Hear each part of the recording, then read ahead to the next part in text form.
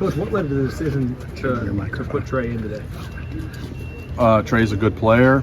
We've been a team of 6. We've kind of been messing with our lineup all spring, and just gave Ethan the nod yesterday. But Ethan, he's a good player, just not playing at his best right now, and it was time to make a change. And I think when you make a change on your home course, it's not that big a deal.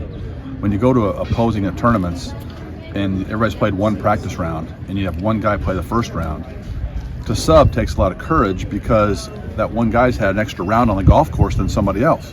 So he knows the course better. Does that make sense? 2 rounds versus 1. Well, here, they both played here 50 times, so they know it. So it made that decision easier. And it's also, I want to get each of those guys playing as much as I could. If the opportunity arose to play many people as you can that are experienced, they're both young players, and let's just play and get them some experience. I know it's home course, Mike, but he's 19 years old and he sat yesterday. Is it still really impressive what Trey was able to put together? Yeah, Trey's a good player. He's one of the top-ranked juniors in the country. Right. But he's had his ups and downs as a freshman. But we told them that this week, we're a team of 6. And Big Tens are the same way. And sometimes it just arises, sometimes it doesn't. And, coaches sub make decisions sometimes just based on gut or analytics or whatever it is. And it was time to do that. We had faith in Trey, and he came out and played solid. With the last hole, he kind of bogeyed, obviously, but sure. He played solid all day and had a good look to him. He had a good mindset. And now he has to realize that, tournaments aren't just one round. And he has to come back and start at 0 again tomorrow. What do you think of your team? Yesterday, Jackson carried such a heavy scoring load, but your team a little more balanced out today. What do you think? Well, we talked about that in there. We need to continue to get some depth. I mean, yesterday we shoot 8 under. Jackson shoots 8 under. Our team shoots 7 under. So Jackson saved us and didn't really have a lot of help. It was a solid day. Today, Ryan shoots 4 under. Our team shoots 3 under. We need to be deeper and more steady if we're going to contend or do something next week. So tomorrow's a good practice run for us. We need to come out tomorrow with some strength and have, if our low score is 3 or 4 under, we need to shoot 7 or 8 as a team, or 6 or 7, not more than your low guy shoots. Ryan said something about playing team golf, and he almost can feel how the rest of the team is doing without checking scores, and there's signals guys are giving to each other as well. But it sounded like that doesn't happen everywhere. How unique is that, and how did you foster that?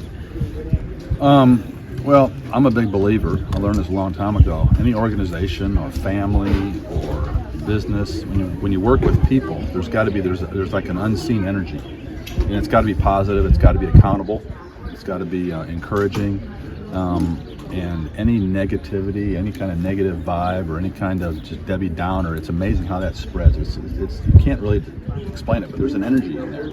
And so our teams always try to do that. And some have been better at it than others, but that's the energy we're talking about. The better you know somebody, the more time you spend time with them, you can just tell by the way they're walking, by the way they're talking, by the way they're going, how they're feeling. Does that make sense? So when things aren't going well, you still need to be above the fray and be able to think positive on the next shot, not the one you just hit. Because I mentioned yesterday, I think too many young players are always in the past. They carry bad stuff with them. You got to move on to the next one. There's a lot of adversity out there. It's going to hit you. Move past it. And what he's referencing is when you're out there playing, if everybody's got that vibe, nobody's really down and out. Easier said than done. Again, they're 19 and 20-year-old kids learning this stuff, and a lot of pressure, self-imposed pressure, but outside pressure, and it's just something you try to foster. It's something I believe any organization, you should have that. There shouldn't be any naysayers or any energy drainers around, and that's what he's talking about. When we talked to you yesterday, you seemed pretty proud of the course and the product that you guys have put out there for 13 teams. Is that accurate to say? I had 3 more coaches today that we played with, 2 we played with, another one I saw that loved this play, thinks it's great for a regional, and it's a test. Again, the wind isn't blowing. If the wind blows, this place is a different animal, and that's what it was designed to play in the wind. And so they know that, but they're proud of it. And again, the staff is great. But how about the volunteers? I mean, there's 80 so volunteers that come out here and do this. That just speaks volumes for the university and for the department and for the community. And the coaches see that; they feel it. This is put on a pretty good show here. And Ryan talked about playing smart and following the plan today. What did you kind of come up with plan-wise for him, and how did you see him tackle that? Well, the plan our program goes by is supposed to be able to be worked from tournament to tournament, course to course. It's not just course specific. You play certain shots at certain numbers, at certain distances, certain conditions, a certain way. And that's where the discipline comes in that you have to play. So Ryan talked about having the plan and owning to it. He did a very good job today. He just kind of methodically worked his way around the golf course, shot 4 under. you shoot 4 under without trying to shoot 4 under. You shoot 8 under yesterday, not trying to shoot it, but playing solid golf, making the right decisions, making putts when they present themselves, but you don't confuse things. And today, at times, we have a problem of doing this. We force things up there. We try to, slam a round peg in a square hole. And if it doesn't go in there, we try it again, and we try it again, and we try to force the issue instead of just playing golf the way it should be played.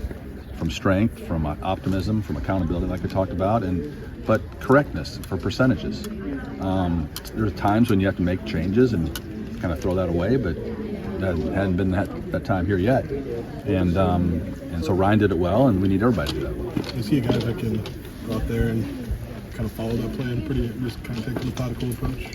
Yeah, is that in him? I think he understands that. But again, when you're playing better, it's easier to do it. You're not tempted to go out of it. I mean, when guys struggle or make a bogey on a par 5 or hit a bad shot or make a 3-putt, they want to get it back right away.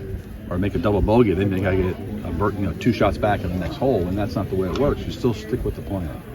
And I think he has the maturity to do that. And most of our guys do too. And the teams we've really had over the years, the really good ones, those guys understand that quicker. It takes a lot of resiliency and a lot of discipline to do it. But that's what separates tour players from good amateurs and good amateurs from not good amateurs. It's the discipline, understanding how to play the game. Tomorrow, specifically when it gets late, do you keep a close eye on the scoreboard? Would ever have guys change how they play late depending on where you're at? Yeah, but we're here to win this thing, and there's a chance we may not qualify. There's a chance we may win it. Our goal is to go out tomorrow and play from strength and move up the leaderboard. This program never looks behind us in the leaderboard. We never look down. We talk about that the first day of practice, the first week of the fall, is we always look up. We're always chasing something, and if we're in the front, we're going after, we're leading, we're going ahead of it. We're not looking behind us and playing scared, timid golf. I don't like that. Fearful golf is the most unpleasant way to play this game. If it's scared and guiding it and nervousness, they can't do that. So tomorrow we need to go out with strength. We may be leading, we may not be leading. Oklahoma State's pretty dang good. So we're going to deal with whatever it is, and if they're ahead of us, we'll chase them down, and if they're not, we're going to push out, and that's what you got to do. Mike, I know you do a lot of personality and makeup when you recruit a kid, but is Ryan uniquely different than a lot of other kids that you've recruited in that regard? What do you think? I guess the answer is yes. I mean, he's off the chart smart. He's one of the smartest athletes ever been to come to school here.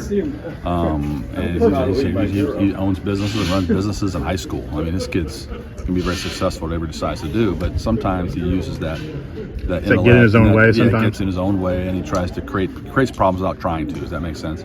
So yeah, but everybody here, that's what makes coaching so fun, is that everybody's got their issues, got their strengths and their weaknesses, and everyone's different, and you got to try to one day work with this guy, and the next minute you got to go work with him, and then you're back and you circle it all within the team. It's tough. You try to get them all to buy in on the way we play is the challenge. And all good players have an ego. All good players have a stubbornness to them. So the better players you recruit, the harder the job is. Does that make sense? Sure. Players that aren't very good, that just want to get better and they listen on every word. Okay, they listen, but the talent level may not be there. So Ryan's got a good combination of both, and obviously he's improved a lot. I mean, he was a good, solid junior player. A little guy, he's grown up and big, and now he's an All-American last year, and he's getting better all the time. But he'll be the first to tell you that he does get in his way, and that's part of growing, part of learning that.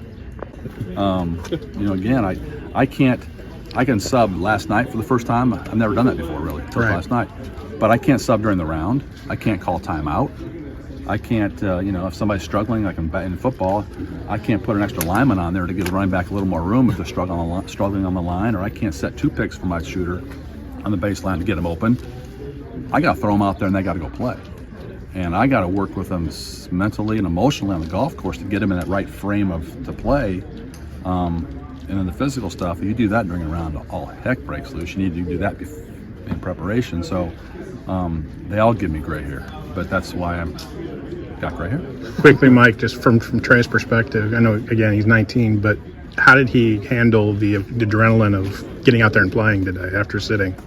You have to ask him, but I think he did fine. I mean, he mentioned yesterday it's what he came here for. He wants to do this. Right. And, he lost in a playoff to get in this thing. And I played those 2 guys off. When a coach is between 2 players, you just play them off. Throw them out there, and winner goes. That's the way the sport's designed to play, and that's what I believe in. The world should be. This is competition, spirited, follow the rules competition, and he got beat. Well, this is a chance to to come back and play better, and he did.